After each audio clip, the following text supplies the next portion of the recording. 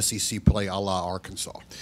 To be honest with you, I haven't thought about that. You know, it's not that wasn't in the realm of possibilities to have a bye. I know that you know, byes come at certain times when things are going really well. You want to keep playing. Sometimes you want to fix things, but you know, I haven't really thought down that road. See, so I just, you know, our schedule was set, and you know, we know and knew coming into this week that we're opening up SEC play. So, you know, I hadn't really thought about that. As a follow-up to that, are you going to continue to use the young players as many snaps as you have in non-conference, or will you pare it down to maybe the better players now that late plays? I think you know, you'll see a little bit of both. I think depends on position.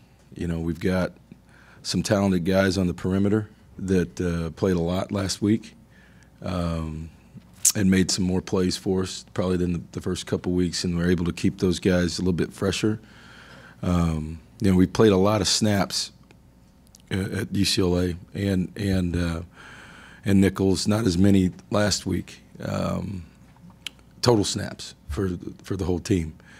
So that being said, you know, there's some guys that in our opinion earn more time in those situations. I think you know, our running backs are all going to be on ready. I mean, the four guys you saw, and Kwame did a nice job at the end.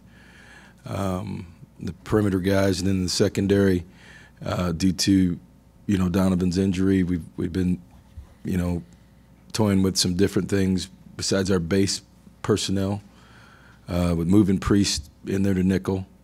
But he's also, you know, can be the backup corner, can be a corner. Finding, you know, getting Derek Tucker back last week, you know, after his injury during camp, it was important to see what he could do. I think the other piece is that a lot of these guys are playing special teams and playing big roles in special teams, and our special teams have been really solid. Coverage units have been really solid, you know, besides, you know, Shane averaging whatever he's averaging, 48-something. You know, he's punting the heck out of the ball, but our coverage units have been comprised of a lot of these guys, and that's getting them experience too. So they're there, they're available, and getting them in position and game experience has been good. So, you know, I think it really depends by position, and you know, you'll see a lot of them though still. Okay, we'll get water. And Brett, then Gabe. Yeah, thanks. I think it was last year that Brett, who's a friend of yours, said he even wanted to punch you or something like that. What has been so much? Who doesn't? Hey, you guys laughed. That was a lot of laughter to that. There's a few of those around too. Yeah. He's not the only one. So much success against Arkansas. What would you say kind of is the key to that over the past I don't 5 know. years? You know, I don't know. He's a good friend. You know, we've known each other for a long time. You know, he's a Big Ten guy, and he'll be in it obviously at K-State, and you know, and me being at Oklahoma, and the relationship with Stoops brothers and Brent Venables, all those K-State guys. You know, we've just known each other for a long time, and I've got a lot of respect for how he does things, the identity that he's created, whether it was at, you know, Wisconsin and at Arkansas, and you know, they're a well-coached team. So, you know, sometimes the ball bounces the right way, and you know, it's not like these games haven't been close. They've been really close games. You know, 3 out of the last 4. Shoot, last year at halftime, it was, you know, midway through the third quarter, it's anybody's game. So let's not just say, hey, it's just been a walk-away deal. These games have been overtimes. They've been really close games, and you know, we found a way to win them. But you know, you guys know me. Every game is mutually exclusive, and there's a lot of players playing in this game Saturday that did not play last year on both sides, and so it's a different game. It's a different, just different people playing.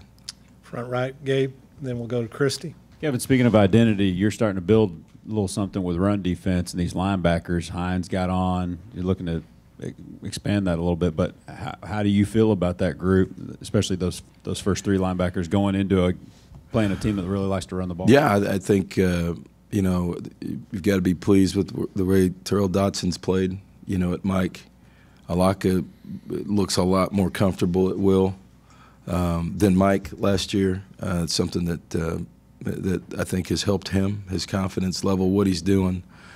You know, Anthony being able to come in and in there and play will linebacker, that gives us the flexibility. Alaka left the game Saturday, but I think he's going to be fine. But you know, you can bring Anthony in and get Tyrell off the field and play Alaka back at Mike too. You know, so Anthony, you know, gives us some juice. There's some things as a young player. You know, he made some really big plays, caused a fumble, made some really nice speed tackles. I mean, he shows up quick. You know, and then you got to live with some things. You get down there in the goal line, and they run him crossing around underneath him. He jumps on that. They throw it in right behind him. You know, and his aggressiveness is a plus. But in things like that, when people start scheming you, they're scheming him specifically, he's got to be more patient. But that comes with the territory. You know, here's another guy who's on special teams, is covering kicks. And doing a nice job in protection and not just playing there, but a lot of these young guys have been involved in the kicking game, which I think has helped them with the speed of the game and the speed and you know, thinking on your feet, critical plays, and that ball's traveling 40 yards or more, having to make decisions on the fly, beat blocks or protect and recognize schemes. I think it's been good for him, and you know, he gives us. He gives us some juice. I think Buddy Johnson is another guy that's really kind of earned his way onto the field through special teams. You know, he's got a big hit against UCLA right off the bat. He's made a couple tackles on kickoff cover. He's on a lot of different things right now, and he shows up every week on special teams, and he's kind of grown his way into you know, practicing more at the linebacker position. So. You know, those guys have continued to improve, particularly from last spring. But you got a couple new guys there, and I think Alaka and Terrell have certainly improved. Christy and Chip, and then Olin.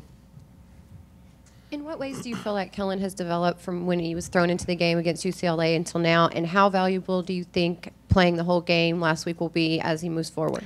You know, we didn't just throw him in there the first week.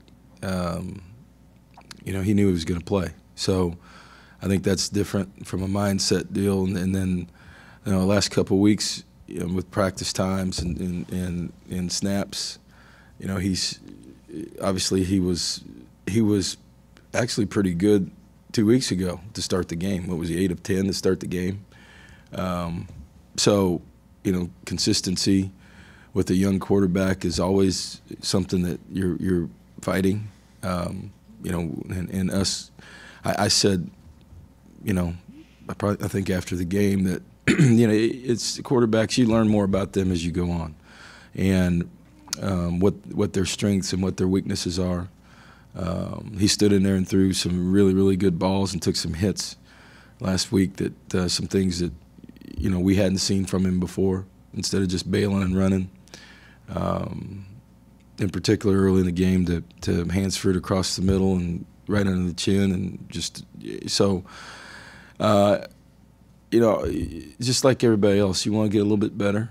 You know, the competition will pick up this week. You know, Paul Rhodes does a fabulous job. I've got a ton of respect for him. He's a guy that has been around, you know, knows what he's doing. I think right now they've given up 3 plays of over 20 yards in the games they played, which tells you a lot about what kind of defense they have. You know, keeping things in front of them, making you throw in the tight windows if you're going to do that. not giving up the big play. I think that leads the SEC in explosive plays, defense. And so, from that standpoint, we've got to be patient with what we do. And it's something that we talked about a little bit yesterday, but we'll talk at length about it today and what we can do against this defense, which is, one that is going to try to keep things in front of them, try to be opportunistic, and it's like I said. I also believe that we had some receivers making plays for him last week too, and which maybe didn't happen the first week, and so. Kendrick Rogers on the sideline over there, a couple different balls down the field and using the middle of the field, and some run after the catch yardage that really helped. And so that, as I said the first week, it's not all on the quarterback. We got to protect him, we got to have a running game, and we got to make plays for him outside. Go Chip, then Olin, and Darryl. Kevin, will Travion Williams be available to play Saturday? Yes. Olin. Kevin, as y'all go back and watch the video of the game, what was, if you could name anything, things specifically, anything that was most encouraging that you saw about the offensive line play, and do y'all feel like that who the best 5 guys are now? I think we've got a pretty good handle on it. You go back and watch us, a year ago, it's the same deal. We've cross-trained a lot of different guys during the course of the first couple of weeks, and you settle back on the guys that trying to develop an emergency plan, which we've had to use in the past, and with that, there are some growing pains, but you're going to see a more experienced group, start the game, and more experienced 5. We played last week, and Connor Landfair really didn't play at all, and so he'll be available this week, along with Sumlin, and obviously, as I said after the game, without even watching the tape, I just told you that we're a better team with Eric McCoy playing center, just because he's experienced. He's probably our best and most versatile lineman. So to be able to move him around in case of there was a problem was one thing. But now you get to conference play, you're going to have experienced players in there and to start the game, and Eric's going back to center to start. And I think what you're going to see is probably that lineup of Coda and Prater at guard and Eric McCoy at center, and then Sumlin and Landfair. Those are experienced guys, and they work well together. Go to the very back, Darryl, and then Ben, second row. Coach, Austin Allen he was tough last year. You knocked him. He's tough every game. Can you just kind of talk about him a little bit and maybe how much tougher you think he might be again on Saturday a year later? Well, he's one of those guys that, when Brandon left, I was like, who's the next guy? And you see this other Allen come out there, and he runs around and just makes plays. It's a classic, football family he comes from, and is a term that people like to use. He is a baller. That's what he is. He moves around in the pocket. He's tough. He can throw it, and he'll run for yardage. And you've got to contain this guy. You got to be able to keep him in the pocket, but you also got to cover guys because he can throw in the tight windows. They'll get you going with the runs downhill, and he does a great job with play action, with hiding the ball and then raising up and everybody holding their breath because there's usually one guy running down the field with just one other guy because of the safeties involved in the run fits, and he's been accurate with those throws. So he's experienced, and he's certainly one of the better quarterbacks in this league. And when he gets going, it can be tough because as soon as you say move him off the spot, and then he runs around and throws balls. You keep him in the pocket and cover. He stands there. He's going to find a window and fit it in. So we got our hands full with him. Second row, Ben, and then Olin. Just quick clarification on the O-line. You said Sutherland's going to be at tackle? I said right. that those 5 guys are going to start the game. Okay. And then when you go back and look, is this the most true freshman or just redshirt freshman that you've played in your entire career that you've had playing at one time? I don't think so. I don't know. I think first year at Houston we played a bunch. So We'll do a little more research. I'm not sure. Go to Olin and then Suzanne. Kevin, is there a feeling that y'all absolutely have to get the ball into Christian's hands more, or is it with some of the guys that are starting to come around? Do you feel like that's not? No, as, I think vital? that's a good question. I think I talked a little bit about this, but not at length without giving up a lot of stuff. But it's out there now after 3 games. You've had a couple different schemes that have doubled him and really have high-load him or bracketed him. I think you've seen us utilize motion with him to be able to see that. And I think that the misnomer is that because of that bracket or because he's being doubled, you have to have another receiver that takes the place of that. I think what you saw in a couple of these games were our ability to take advantage of that displacement of defense, either moving weak to strong or strong to weak and running the ball the other way for long yardage. They're -1 that way. So he's still helping us, trust me. And he's helping the run game as much as anything by taking 2 guys with him to the other side of the field. Is that frustrating for him? Probably a little bit. But I think you've seen us early in the games get him the ball. And then, there's some adjustments that are made. So, that bracketing, that double team, that move of whether it's high, low, or in and out, or whatever that is, and him, taking 2 people with him has created some other opportunities, not just in the passing game, but in the running game that we've been able to take advantage of. Go Suzanne and then Samuel, wrap us up.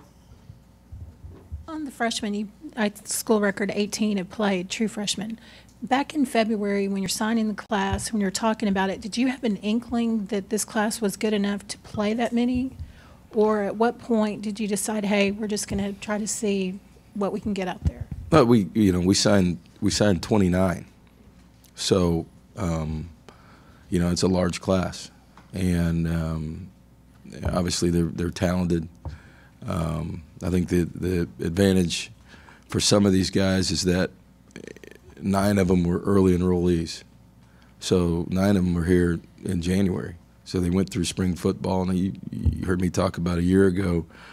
The early enrollees last year were Braden Mann, Travion Williams, right, and Prater.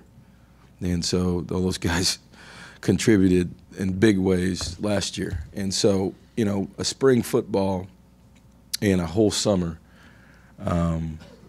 really helps these guys. So we had 9 of them, and then the rest of those guys, just about every one of them came in June. But I mean, we've got some talented guys. I think the defensively, I think the plan was always, the plan was always that these guys were talented and we were going to use them special teams wise. And then throughout camp, the ability to bring guys in and look at them as backups in scrimmage and then play these games. They didn't come here to stand next to me. So they want to play. They like playing. The overall vision, Suzanne, it was not about playing freshmen, but it was about what are we going to do different for depth, and what's going to be the difference? How can we get better throughout the year, and particularly in November, and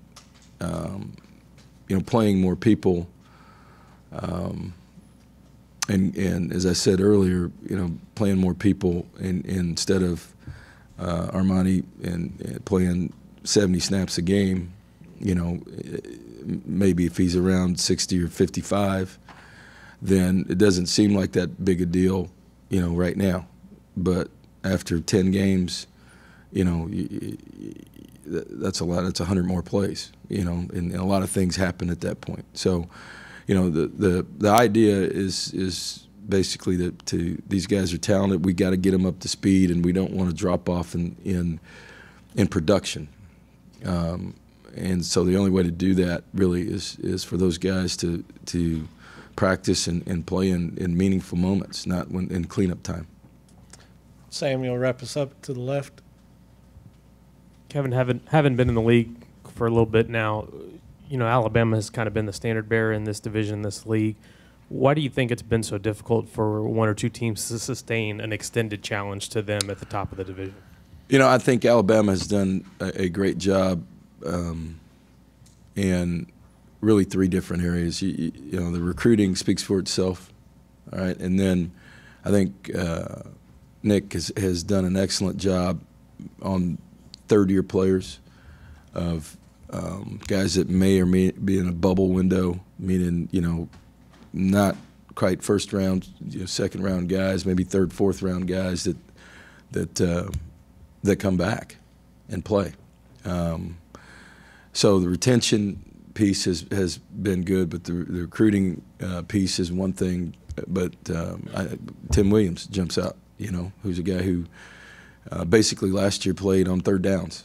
And when he came in the game, he was really fresh, and he came back a year after he could have been drafted to be that guy. And with that, they're able to develop depth with their younger players, with some of the older players not playing as much as maybe some other teams do. So the retention piece, how they play their players, is one thing, and I mean they go hand in hand. And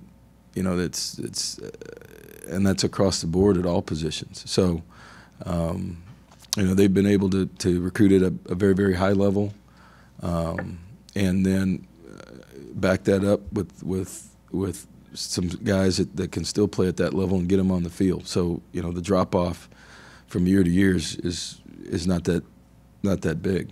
And that's one thing. You with really talented players right now, you see in this league, you've got more guys drafted in the SEC than any other league, and what you see is you don't see a lot of fifth-year seniors on the first and second, third day of the draft. You just don't see that anymore. You see a lot of third-year players, maybe fourth-year players, but the fifth-year guy, as far as it comes to being drafted, is not like it used to be. So the game's changed a little bit.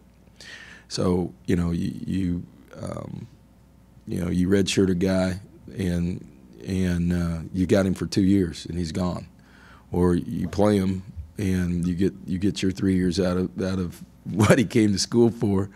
And you don't redshirt him for 1 year for the NFL. I mean, so playing young guys is part of it, and I think Alabama does as good a job. I remember 3 years ago.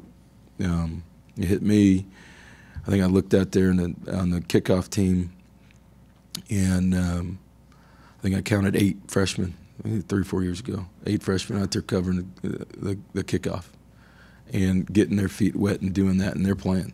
And so they're involved. And I think what happens is, when you redshirt guys, they're basically running the other team's offense or defense.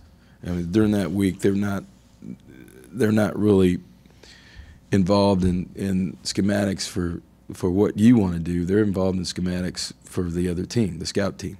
And so their development during that time with your schemes is not the same as a guy that is playing special teams or playing and involved in those meetings and paying attention to what exactly he needs to do this week to play, and to know that he's one snap away from being in the game. And so the sense of urgency for a young guy is completely different than than a redshirt guy, and then I think the development happens quicker. All right, Coach, thank you.